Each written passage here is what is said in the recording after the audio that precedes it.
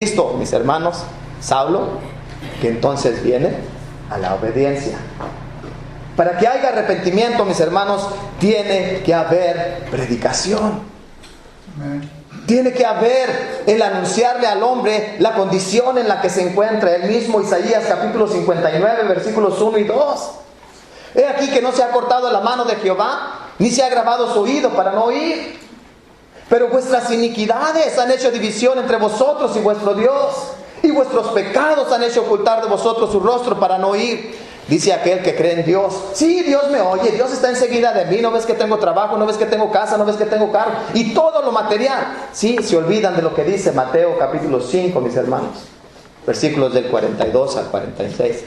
Dios hace salir su sol sobre justos e injustos, hace llover sobre buenos y malos. La bendición material es parte de lo que Dios hace por su creación, pero lejos están de Dios. Lejos están de Dios. Ellos piensan que por lo material Dios está con ellos. No necesariamente. ¿Cuántos cristianos no están con esa misma mentalidad? Decía en una ocasión un hermano: hermano, Dios me ha bendecido tanto con el trabajo que ya no tengo ni tiempo para reunirme con la iglesia. ¡Qué vergüenza! Necesitamos mirarnos delante de la cruz, dijo el apóstol Pablo allá en Gálatas capítulo 6 y versículo 14. Lejos esté de mí gloriarme, sino en la cruz de mi Señor Jesucristo, en el cual dice: el mundo me es crucificado a mí y yo al mundo. No tengo otra razón para vivir. Pero no es hasta que nos miramos delante de esa cruz. Necesitamos predicarle al hombre, mis hermanos, en la condición que se encuentra. Que se compare con Cristo. Ya deje de compararse con Arsenio, compárese con Cristo y va a ver qué corto vamos a quedar. Vamos a quedar siempre bien cortos y siempre en necesidad de nuestro Redentor. Pero siempre optamos por compararnos con el que está supuestamente inferior a nosotros. Nos exaltamos y nos sentimos bien, y en nuestra exaltación nos vamos a humillar más. Necesitamos predicar a Cristo.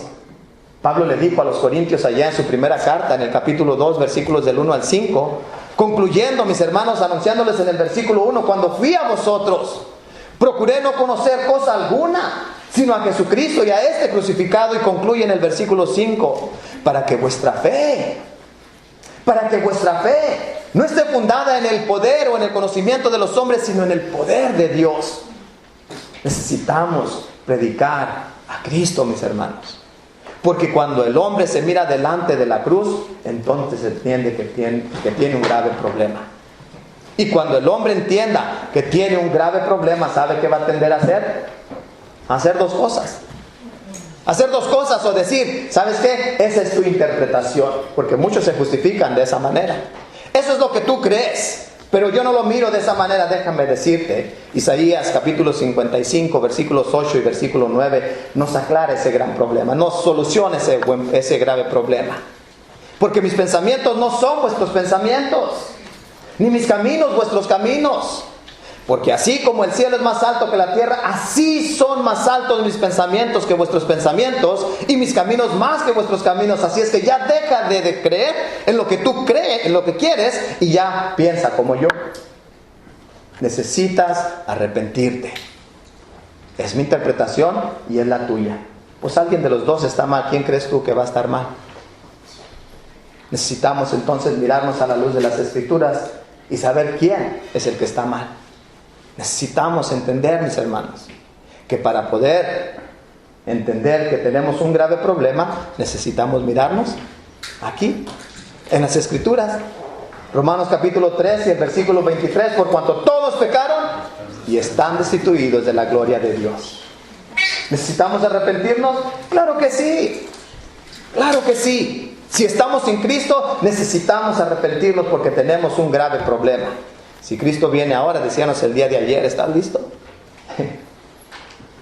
Si no, es mejor que te arrepientas, porque la predicación es con la única intención es de que recapacitemos de la condición en la que estemos delante de Dios, para poder tener por lo menos una oportunidad a la salvación.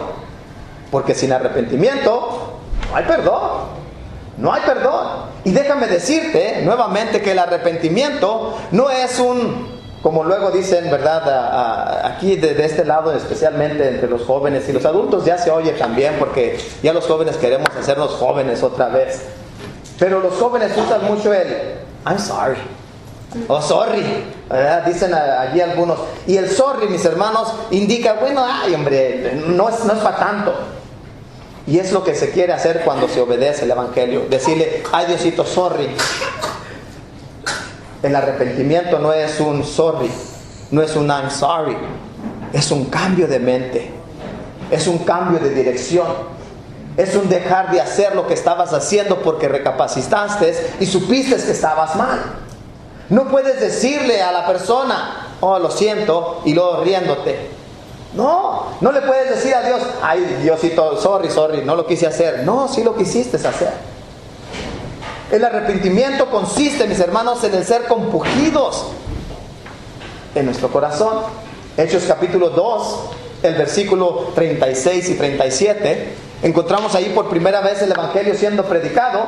Y Pedro, noten las palabras cortantes que usa para dirigirse, mis hermanos, a la nación judía. Sepa pues ciertísimamente toda la casa de Israel que a este Jesús, a quien vosotros crucificasteis. Mis hermanos, me encanta ese capítulo 2. Porque llegamos hasta el capítulo 4 y se llevan 5 ocasiones donde se acusa directamente a los judíos como asesinos para llegar a empezar la persecución. Y es que cuando nos duele lo que tanto nos dice, mis hermanos, o tenemos dos opciones, o nos arrepentimos o actuamos en contra. En esta ocasión dice, cuando oyeron esto, fueron traspasados. Se compungieron de corazón, esto es, les dolió. Y hicieron la pregunta, le dijeron a Pedro y a los demás apóstoles, varones hermanos, ¿qué haremos? Y es que cuando nos encontramos delante de la cruz, mis hermanos, y verdaderamente queremos seguir a Dios, ¿saben qué vamos a hacer? Nos vamos a arrepentir. Nos vamos a arrepentir. Si verdaderamente queremos seguir a Dios, vamos a cambiar. Vamos a cambiar. Y la idea, mis hermanos, que ahora se oye entre la iglesia es algo triste. Dice, ya hermano, ya no estoy atacando a la iglesia. Déjenme decirle que debemos de estar alerta, porque ahora, mis hermanos predicadores, decía nuestro hermano ahorita en su predicación, nuestro hermano David, predicadores que se paran detrás del púlpito, dice, es que el cambio es gradual, hermano. El cambio es gradual, usted no comprende. Déjelo. Si era un borracho, ya va a empezar a tomarse nomás unas cuantas. Si era maldiciente, pues por lo menos ya no los dice los lunes, ya nomás los dice los martes. Eso no es de lo que se está hablando en las Escrituras, mis hermanos. Eso no es de lo que se está hablando en las Escrituras. El cambio gradual va otra vez en cuanto a la madurez. Usted ha obedecido el Evangelio y ha entendido que su situación anterior era una de pecado. Y ya no va a andar en ese mundo. Dijo el apóstol Pablo allí en Romanos capítulo 6 y el versículo 1, que pues dice, si hemos muerto al pecado, ¿cómo continuaremos aún en él? Entonces el pecado no es gradual, no es que usted va a dejar el pecado gradualmente, es que usted va a ser transformado gradualmente. Romanos capítulo 12, el versículo 1 y con especial el versículo 2. Sino transformados por medio de la renovación de vuestro entendimiento. Esa renovación viene conforme al conocimiento, pero mis hermanos, otra vez, no el pecado. El arrepentimiento consiste en dejar usted el pecado, porque usted lo entendió. Con la predicación, entonces viene la oportunidad al arrepentimiento. La predicación nos expone, mis hermanos, la condición en la que estamos delante de Dios. Cuando usted y yo, mis hermanos, leemos allá en Hebreos capítulo 4 y el versículo 12, es un excelente versículo. Porque la palabra de Dios es más cortante que toda espada de dos filos. Dice que penetra, note esto, penetra lo más profundo del hombre. Es la palabra la que nos convence a usted y a mí de la condición en la que estamos delante de Dios. Ahora, mis hermanos, el hombre quiere intervenir y quiere a fuerzas cambiar al hombre. Oigo a mis hermanos decir, oh sí, lo estuve evangelizando y lo cambié, lo hice entender. ¿Lo hiciste entender tú en verdad? ¿En verdad tú lo hiciste entender? Cuando uno, mis hermanos, se exalta, obviamente, ¿verdad? Hace discípulos de uno mismo, pero cuando deja lugar a la palabra, ¿sabe qué va a producir la palabra de Dios? Lea el libro de los Hechos y Los que obedecían la palabra eran cristianos, discípulos de Cristo. Pero cuando el hombre se empeña en exponerse a él mismo, ¿sí?, hace seguidores de él mismo. Pero mis hermanos, viene a hacer lo que el Señor Jesucristo le dijo a aquellos fariseos en el capítulo 23. Corres, recorres mar y tierra para ser prosélitos, y una vez hechos, dice, los haces más dignos doblemente del infierno. Mis hermanos, necesitamos predicar el Evangelio para que el Evangelio sea el que convenza a la persona que necesita arrepentirse de la situación en la que él está. Necesitamos predicar más a Cristo para que entonces haya, mis hermanos, el producto del verdadero arrepentimiento.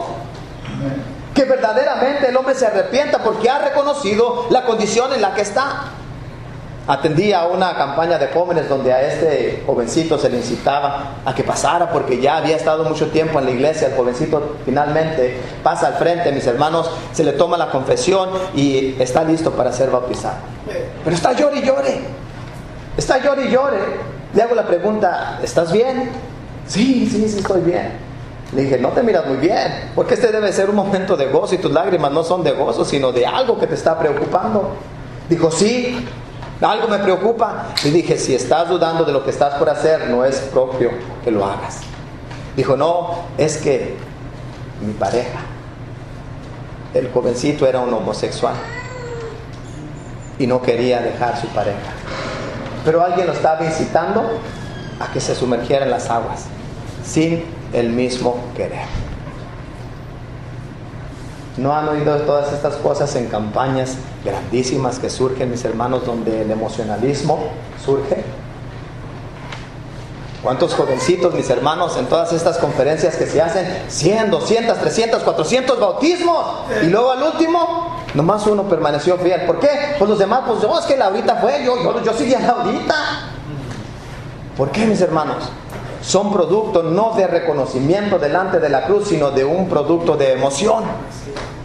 Necesitamos asegurarnos, mis hermanos, que el Evangelio se está predicando y que el que lo va a obedecer ha comprendido, ha entendido que debió haber cambiado su vida por causa de la que estaba, de donde estaba, y de haber reconocido que necesitaba estar con Cristo. Necesitamos predicar el Evangelio, mis hermanos, porque sin él estamos muertos.